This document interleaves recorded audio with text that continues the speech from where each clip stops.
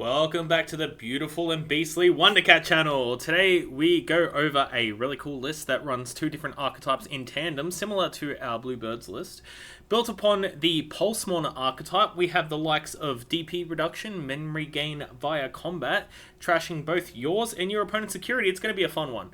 We also supplement this list with more bunnies because both archetypes share the Beast and Beastkin traits, leading to some really cool combinations and grants us access to one of the best tamers that we can play in Pauper for green that not a lot of decks gain access to, EX6's Shu. A 4-cost on play, dig 3, add a card with the Beast, Beastkin, Holy Beast, or Cherub trait to hand, then bottom deck the rest. And this card hits 35 out of our 37 Digimon that we run, which means we have pick of the litter in regards to what we want to add to hand. It's beautiful. During your turn, when an effect suspends one of your Digimon, suspend Shu, digivolve one of your Digimon into one of the above mentioned traits for 2 less. The cool part about this effect is that it doesn't actually care about what's digivolving or what's being suspended, meaning that you could have a level 3 being suspended off the likes of a level 5 swinging with Alliance, and depending on what you have in hand, you could be digivolving up your attacking level 5 into a level 6, or your level 3 into a level 4. Really cool flexibility here. Love it. I'd honestly run this as a 4 of, but since Shu doesn't give memory and is more reliant on board presence to generate its value, it's okay as a 3 of searcher that can extend our turns. So, why are we going to play Pulsemon for Pauper? This archetype has actually a ton of low rarity support split across years, and with it, it even has a few specific option cards that increase the consistency of the deck. We gain access to Impulse Memory Boost, a yellow memory boost, cost of 3 when used. You may play a Pulsemon from your hand for free, on delay gain 2 memory. As usual, there's no point in turning down free bodies, considering it's a 5 memory worth of value for 3. It seems like a really easy inclusion. We play 2 copies of this because we are in fact splitting up our rookie lineup with other named rookies. I also wanted to run 2 copies of Hacker Pride. Another 3-cost option, when used, dig 3, add a card with Pulsemon in text, bottom deck the rest, and on delay by placing a level 4 or higher Digimon's top stacked card with Pulsemon in text on top of your security, gain 2 memory. So this is a great card for being able to flexibly control where we want to go in our stacks. If you digivolve into a level 5 and then draw the other level 5 that you want, as long as the first card that you digivolved into had Pulsemon in text, we can crack this, gain 1 security, putting our level 5 on top, gain the 2 memory. Helps us pay for our next level 5 Digivolution going into whatever we wanted to Digivolve into next. When hitting security, activate its main effect. Just a great card all round, being able to have a couple extra cards that dig for us as well as being able to interact with our stacks a bit more, makes up for more interesting gameplay. Our last Pulsemon support option, 2 copies of Thunderflame Crusher. We previously used this in our purple-yellow Mermukusmon list, and it makes its appearance here again in its home archetype. 6-cost option that by trashing security until you have up to 3 left, reduce its play cost by 2 for each. Delete an opponent's level 5 or lower Digimon, then if you have 2 or fewer security, place it at the bottom of your security stack. In security, when it's hit, neg 15k something, like, oh my god. So we can play this as a 2 of because we don't really have a lot of room to play any more of this. With the deck being more green and aggro focused, there isn't like too much recovery in the deck that I'd feel comfortable playing more than a couple of this. Yellow obviously having a lot more recover. At the same time, this card's color requirements are ignored if we control a Digimon with Pulsemon in text, and because we aren't a pure Pulsemon list, there may be times where our Digimon actually turn this card off being usable. That being said, it's an amazing security bomb and something that should be considered in any purple-yellow list. If this wasn't a Pulsemon list, best believe I'd be playing Heaven's Judgment here instead. We love Heaven's Judgment. So let's go over a couple of our Digimon. We're going to be starting with our Pulsemon goodies, then our supporting rabbit lineup. We'll cut in, you know. We're going to be playing 3 copies of BT16 Pulsemon because it's our on-play searcher. When played, dig 3, add a card with Pulsemon in text and 1 card with the Abaddon Electronics trait to your hand, bottom deck the rest. Inherited all turns when this Digimon has Pulsemon in text, it gains 1000 DP. A little lackluster over Inherited, it's fine. Usually, most searches we're going to run as a 4 of for consistency's sake, but between our Hacker Pride and Shu, we already have 8 on-play searches with this. We don't stop there though. We also play 1 copy of Reinforcing Memory Boost, a 6-cost memory boost that when used reveal the top 2 cards of your deck, add 1 to hand, throw the other on top of your security, on delay gain 3 memory. It's the only memory boost that's going to give you 3 memory. This card is perfect for this kind of deck. We play heavily with our security count, being able to put extra security bombs or tamers into security throws up our opponent's game plan. It's so good. The majority of our cards are green and yellow, and with Shu, we should be able to play this whenever we need to. We played the 1 copy, it's limited to 1, probably wouldn't play more than 1 though, with its high memory cost. Our next Pulsemon, 3 copies of BT20 Pulsemon, a green-yellow 1k body that when digivolving into a Digimon with Pulsemon in text or the Seeker's trait, reduce the digicost by 1. Inherited all turns when this Digimon deletes an opponent's Digimon in battle, gain 1 memory. We're looking to go swinging with this deck and trading attacks or swinging over the opponent's Digimon to generate extra value. It's exactly where we're looking for in what we're looking for in this kind of list. Because it digivolves for a cost of 1 on our egg, we aren't going to be playing BBmons. We'll run it as a 3 of just to reduce that particular interaction coming up. Again, yeah, it's Pauper. The power of the deck should be a little lower, but we don't want to have to keep paying memory to digivolve in our egg. This also leaves us with a 6-6 split of Pulsemon and our other rookies, which will do fine for our deck. I guess going over this Inherited, we can talk about one of our top-end cards, the full playset of BT16 Achillesmon, a pure green Digimon that digivolves for a cost of 3 on any green, or 3 on a level 5 Pulsemon in text. I was originally planning on running a more colourful Pulsemon deck, but with the archetype having a heavy leaning towards Beastkins, it pushed me away from the blue and black level 5s of Pulsemon, and into a more streamlined green-yellow list. Achillesmon, when digivolving, suspends one of your opponent's Digimon, then one of their Digimon can't unsuspend until the end of their next turn. Yeah, just generic green stuff, you know. All turns when this Mon deletes an opponent's Digimon in battle, if you have 3 or more security, trash the top card of their security stack. If you have 3 or less security, gain 2 memory. So here we can see that Pulsemon really likes that sit at 3 security game plan, and why our Thunder Flame Crusher throws itself into security if we have 2 or less security when resolving.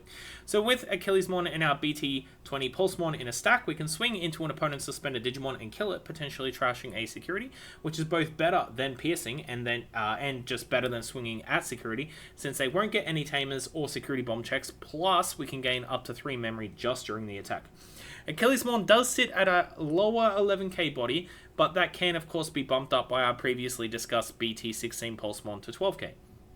Funnily enough, Achillesmon is also a Beastkin traded Digimon, so he's searchable off our Shu, and will also trigger our 2 copies of Makiko Date, a check tamer for 3 during your turn. Whenever one of your Digimon would digivolve into a Beastkin, Holy Beast Cherub, or Digimon with CS trait, return her to hand, play out a Lotmon or a level 3 CS trait Digimon for free. Makiko is here to help us go a little wider, ensure we aren't always left with 1 memory at the start of our turns. The rest of our rookie lineup does consist of Lotmons, both of which we will have previously covered in our other lists, because it turns out Lotmon is just a really good little bunny. We're going to play 2 copies of EX4 Lotmon because it's another on-play searcher, revealing 4 cards, adding a Shu and 1 2-color Digimon to your hand.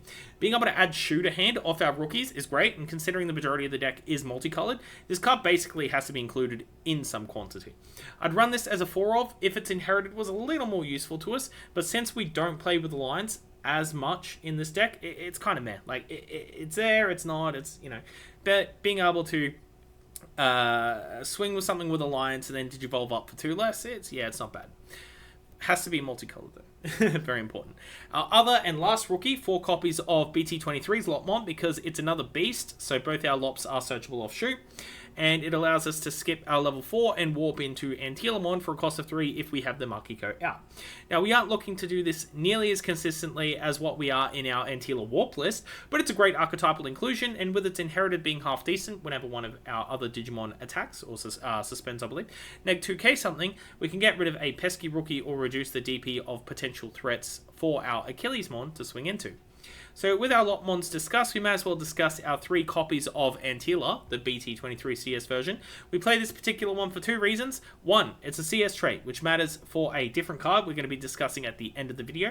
And 2, because it's an all turns once per turn ability, it's just cracked. Whenever you play a Beast, Beastkin, or CS traded Digimon, until the end of your opponent's turn, one of their Digimon can't activate when digivolving effects. Because our Pulsemon are Beastkin and our Lotmons are Beast, that means any of our rookies when enabled this effect, reducing the following turn's pressure our enemy can actually output. Again, 35 of our 37 Digimon that we run are all Beast or Beastkin, so you could literally play pretty much anything and still trigger this effect. Inherited whenever another Digimon you control suspended, neg 4k something, so just a stronger version of the Lotmon's ability. So if we have this and Lotmon underneath our level 6, proceed to swing with a rookie, that's an automatic negative 6,000 just for free. We can also trigger these inheriteds off a single copy of Hidden Potential Discovered. It's usually an auto-include for most green decks since they care heavily about suspending themselves through the likes of Digisorption and such. A zero-cost option that by suspending a Digimon you control, you can Digivolve one of your green Digimon for a reduced cost of 5, and with that in mind, it's basically a free Digivolve into anything we need. Security, add this card to hand.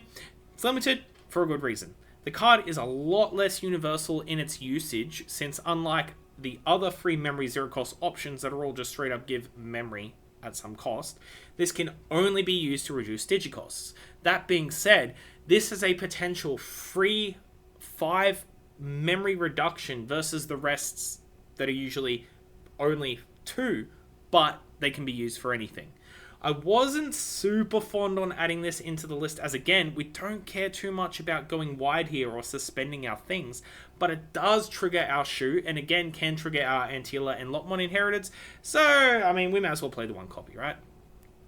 But moving on to our level 4s, we can play the full playset of Runamon, a Digicost of 2 on any of our green Digimon, or 2 on our Pulsemons. On play and when Digivolving, if you have 3 or more security, suspend an opponent's Digimon. If you have 3 or less security, gain a memory.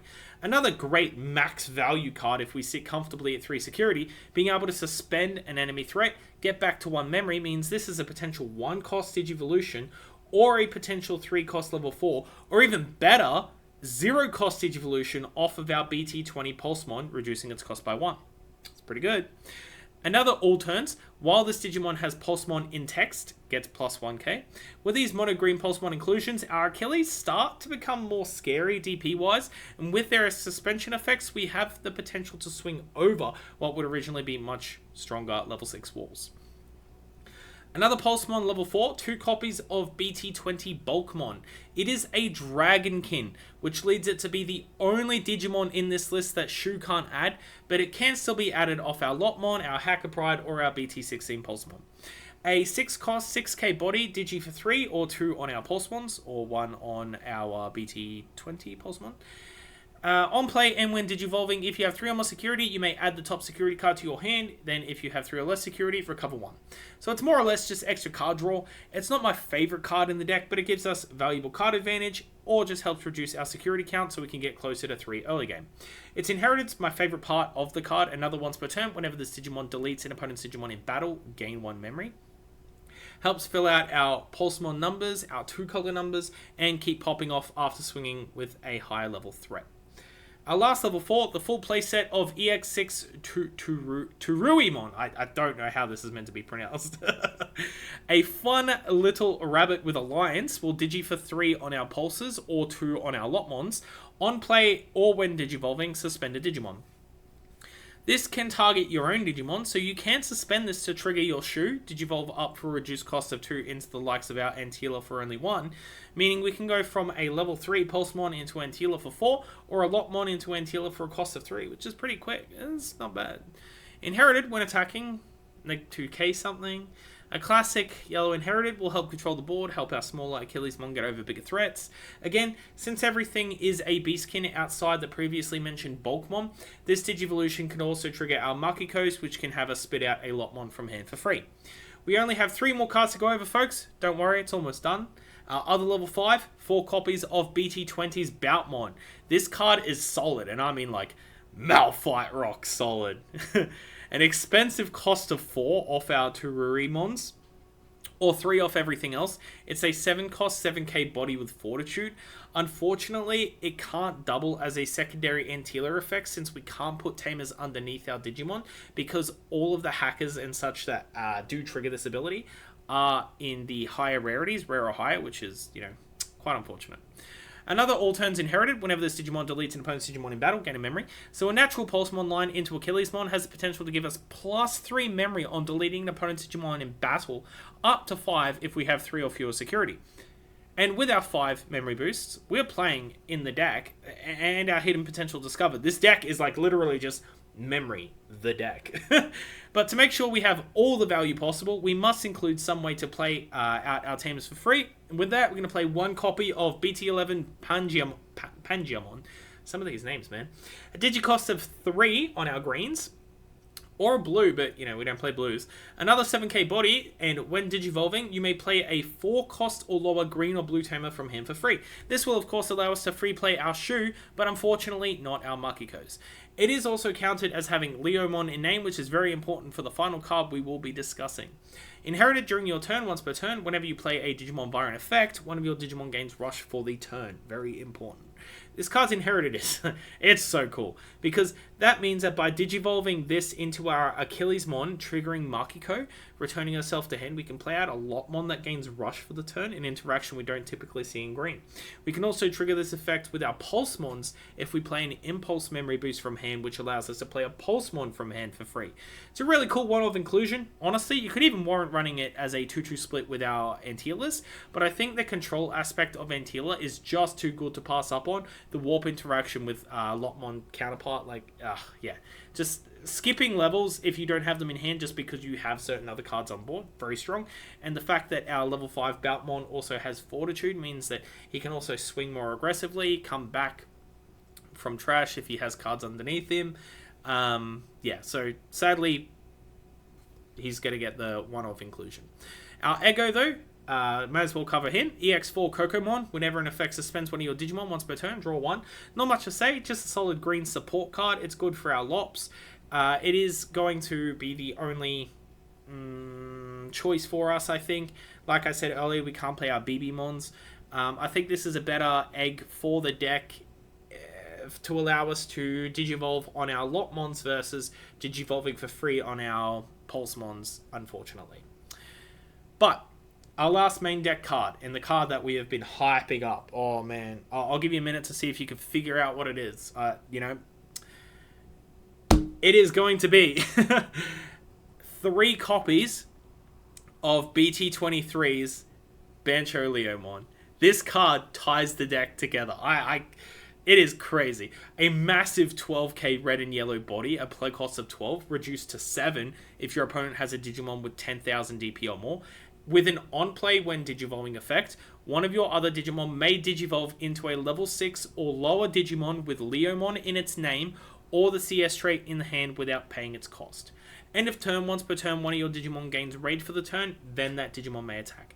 Now, I cannot glaze this card enough. It's insane. Not only is it multicolored, so it's searchable off our EX Lotmon. Not only is it a Beastkins, so it's searchable off our Shu. Not only does it also trigger our Makiko, allowing us to free play our bunnies. Not only can it then allow us to free Digi a level 4 into our Panja, which then in turn allows us to play out our Shu for free, which then allows us to draw more cards and search for what we need.